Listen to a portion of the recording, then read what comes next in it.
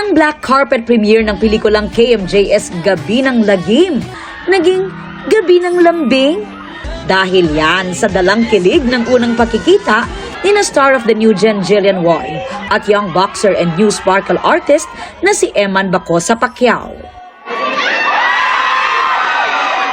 Agad nag-viral ang meet and greet video na mayroon ng mahigit 14 million views sa official Instagram account ng GMA Regional TV at Sparkle GMA Artist Center. Nag-uumapaw raw ang chemistry ni na Jillian at Eman. Bumiyahe pa raw si Eman mula Cotabato para sorpresahin si Jill. Sobrang na-surprise po kasi wala akong idea at all. So, nagulat po talaga ako. And, ayun, syempre I'm very happy, very, very happy.